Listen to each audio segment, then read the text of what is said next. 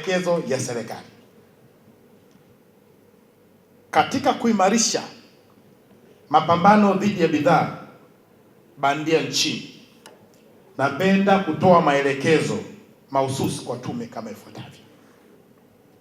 Jambo la kwanza, tume iendelee kuimarisha na kupanua matumizi ya teknolojia za kisasa katika uchunguzi, ufuatiliaji na udhibiti wa bidhaa bandia, hususani katika masoko ya kidigitali na mipaka ya nchi, ili kubaini na kuzuia mianya inayotumiwa na wahalifu wa kiuchumi. Jambo la pili, tume iongeze kasi ya uratibu na ushirikiano wa karibu na taasisi nyingine za udhibiti, vyombo vya dola pamoja na mamlaka za forodha, ili kuhakikisha taarifa zinashirikishwa kwa wakati na hatua zinachukuliwa kwa haraka dhidi ya bidhaa bandia. Tatu, tume iendelee kuimarisha elimu kwa umma kuhusu madhara ya bidhaa bandia, ikiwemo kampeni za kitaifa zinazolenga kuwafikia watumiaji, wafanyabiashara na makundi maalum, ili kuongeza uelewa na ushiriki wa wananchi katika kutoa taarifa.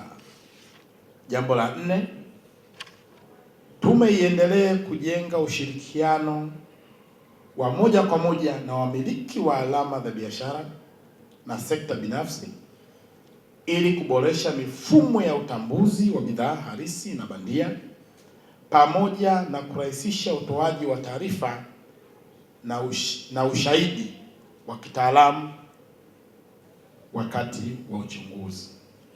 Tano, tume iendelee kuimarisha uwezo wa rasilimali watu kupitia mafunzo ya mara kwa mara, ili kuongeza ufanisi katika uchunguzi, uendeshaji wa mashauri na utekelezaji wa sheria dhidi ya wahusika wa biashara ya bidhaa bandia.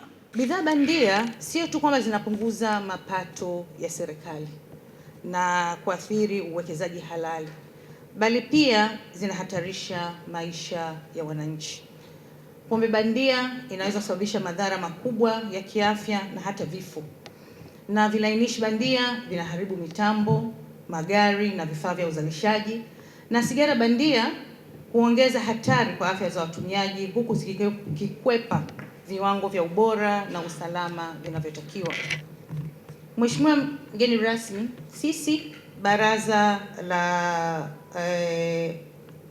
Ushindani tunaunga mkono juhudi za serikali katika kuhakikisha kuna kuwepo ushindani wa haki sokoni na ulinzi wa walaji dhidi ya bidhaa zisizo halali. Sisi tumeweza kuingia kwenye mifumo mbalimbali, hasa katika bandari letu la Dar es Salaam. Tuliona kwamba bidhaa nyingi ambazo zinazoingizwa kutoka nchini, karibia zaidi ya 80% inapita kwenye bandari yetu ya Dar es Salaam.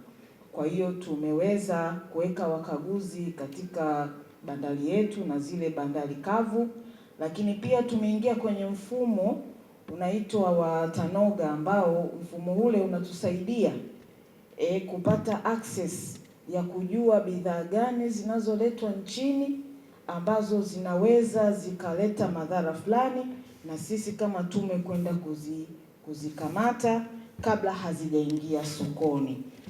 Mheshimiwa mgeni rasmi, kutokana na mafanikio hayo na mafunzo yaliyopatikana, tume imeandaa mpango mkakati mpya wa miaka mitano kwa kipindi cha 26-27 hadi 30-31.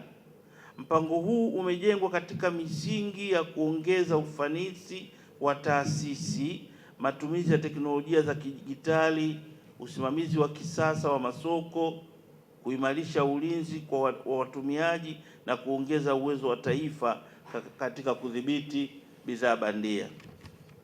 Mpango huo umeweka mkazo katika kuimarisha ushirikiano wa kitaasisi ndani na nje ya nchi, kujenga uwezo wa rasilimali watu, kuimarisha matumizi ya taarifa na uchambuzi wa masoko, pamoja na kuendeleza mifumo ya kisasa ya uchunguzi na utekelezaji sheria.